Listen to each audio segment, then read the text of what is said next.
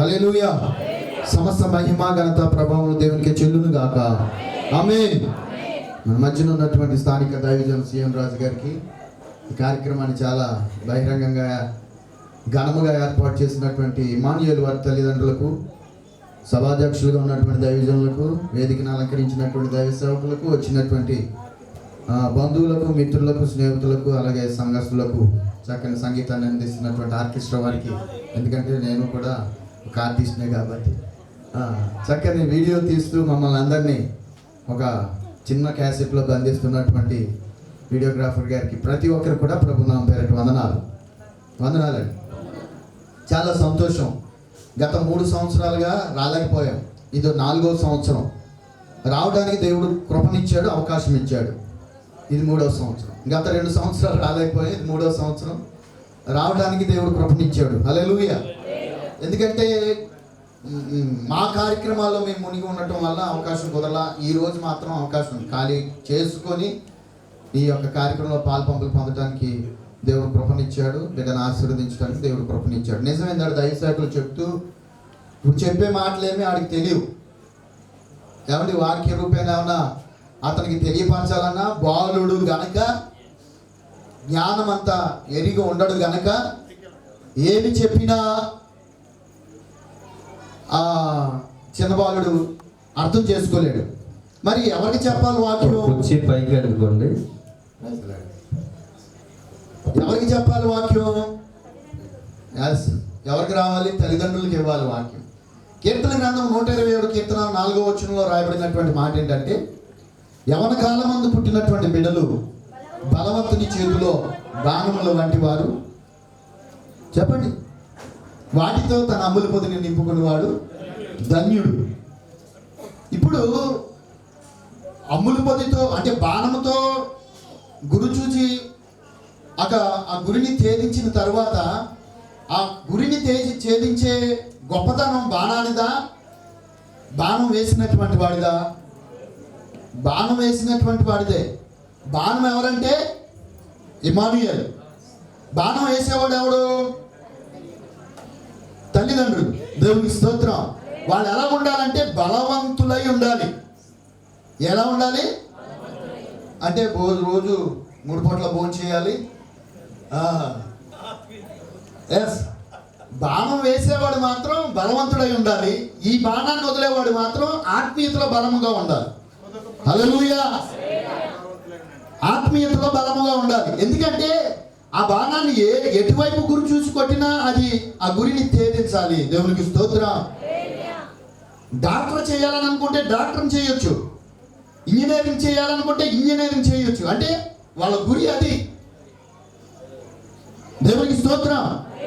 కనుక మరి ముఖ్యంగా ఈ ఇమానుయేలు ఇటువైపు అమ్మమ్మ తరపు కుటుంబం అంతా కూడా పరిచర్యలో కొనసాగుతున్నటువంటి కుటుంబం, అటు నానమ్మ తరపు కుటుంబం అంతా కూడా దేవుని యొక్క సన్నిధిలో ఎదుగుతున్నటువంటి కుటుంబం.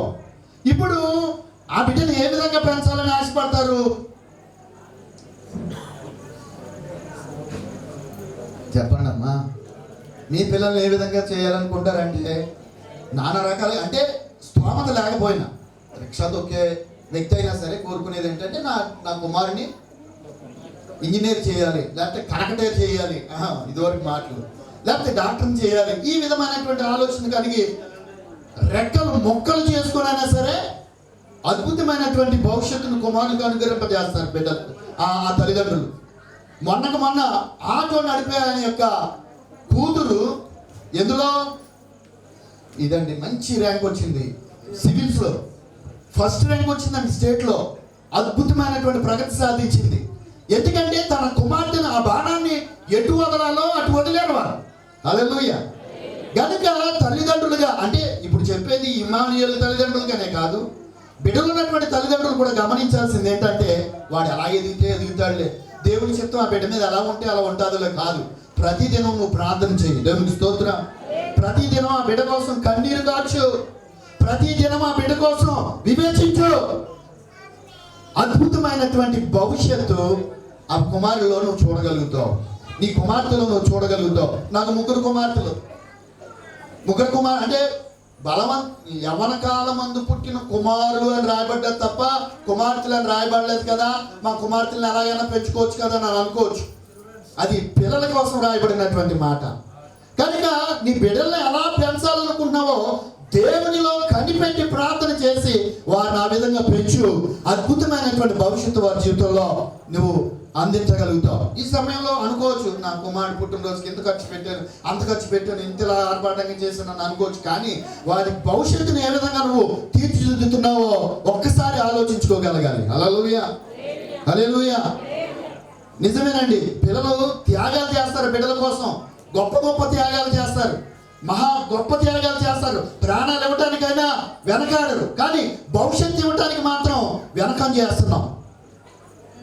ఎందుకంటే మన పరిస్థితులు బాగోగల, మన స్థితిగతులు బాగోగల, ఏ విధంగా అయినా వాళ్ళు ఎదుగుతారు, వాళ్ళు ఎదుగుతారులే అని అనుకోకండి. ప్రియ దేవుని బిడ్డలారా, నువ్వు ప్రార్థన చేయి. ప్రార్థన వల్ల కానిది ఏదీ లేదు, విజ్ఞాపన వల్ల కానిది ఏది లేదు. దేవునికి స్తోత్రం. అన్న ప్రార్థన చేసింది గొడ్రాలుగా ఉన్న సమయంలో, నా కుమారుని ఇస్తే కనుక నన్ను నీ సన్నిధిలో వదిలిపెడతానని ప్రార్థన చేశాక ఏం చేసింది? లేక కలిగాడు, నా అవమానాన్ని తీసివేశాడు, నాకు సంతోషాన్ని ఇచ్చాడు కనుక నేనే ఉంచుకుంటాను అనుకోలా. ఎక్కడ వదిలేసింది? పాలు విడిచిన తర్వాత దేవుని సన్నిధిలో విడిచిపెట్టిన తర్వాత అతని కోసం మర్చిపోయిందా? అతను మంచి స్థితిలో ఉండాలని ప్రార్థన చేసింది, ప్రవక్త అయ్యాడు. హల్లెలూయా, దేవునికి స్తోత్రం. గనుక ప్రియ దేవుని బిడ్డలారా, పిల్లలు కలిగినటువంటి మనము వారి యొక్క భవిష్యత్తుని ఏ విధంగా తీర్చిదిద్దుతున్నామో ఒక్కసారి గమనించి, అందరూ ఆత్మీయతలో ఉన్నటువంటి వారమే, అందరూ దేవుని సన్నిధిలో మెలుగుతున్నటువంటి వారమే. గనుక వారికి ఇవ్వాల్సినటువంటి భవిష్యత్తు మన చేతులలో ఉన్నది. గనుక ఇప్పటి నుంచి దైవజనులు చెప్పారు, మొక్కై వంగనది మానే వంగదండి. గనుక నువ్వు ప్రార్థనలో పెంచు, భక్తిలో పెంచు, వాక్యంలో పెంచు, ఇంకా విశ్వాసంలో పెంచు, పాటలలో పెంచు. దేవుని స్తోత్రం. అద్భుతమైనటువంటి ప్రగతి వారి జీవితంలో వచ్చి నువ్వు చూడగలుగుతావు. హల్లెలూయా. గనుక ఇమానుయేలు గురించి కూడా నేను చెప్పేది ఏంటంటే, ఆ బిడ్డ ఇటువైపు తల్లిదండ్రులు, అటు నానమ్మ తరపు కుటుంబంలోనూ భక్తిలో పెరుగుతున్నాడు, ఇటు అమ్మమ్మ తరపు కుటుంబంలో కూడా భక్తిలో పెరుగుతున్నాడు. ఇటు వచ్చి తల్లిదండ్రులు కూడా అద్భుతమైనటువంటి ప్రగతి అందించగలిగితే, ఇంకా ఈ 3వ సంవత్సరం ఇంకో 10 సంవత్సరాలు ఆగిన తర్వాత అద్భుతమైనటువంటి ప్రగతిని ఆ బిడ్డలో మనం చూడగలుగుతాం. అట్టి కృప ధన్యత తల్లిదండ్రులైనటువంటి బిడ్డలకును, అలాగే ఈ రోజు జన్మదినం జరుపుకుంటున్నటువంటి ఇమానుయేలుకును కూడినటువంటి మనకిని దేవుడు అనుగ్రహించేయును గాక. ఈ చిన్న మాటలు దేవుడు దీవించి ఆస్వాదించును గాక. ఆమేన్. ఒక చిన్న పల్లవి చరణం పాడతాను. ఏమనుకుంటున్నాను? నీ ప్రేమేనా? G sharp major, G sharp major. చీకటి కెరటాలలో కృంగిన వేళలో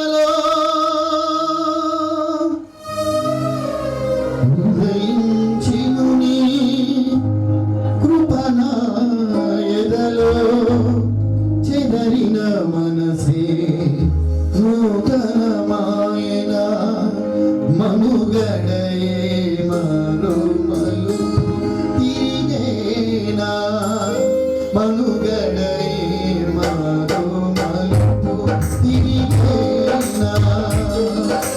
నీ ప్రేమే నన్ను ఆదరించేను, నీ ప్రేమే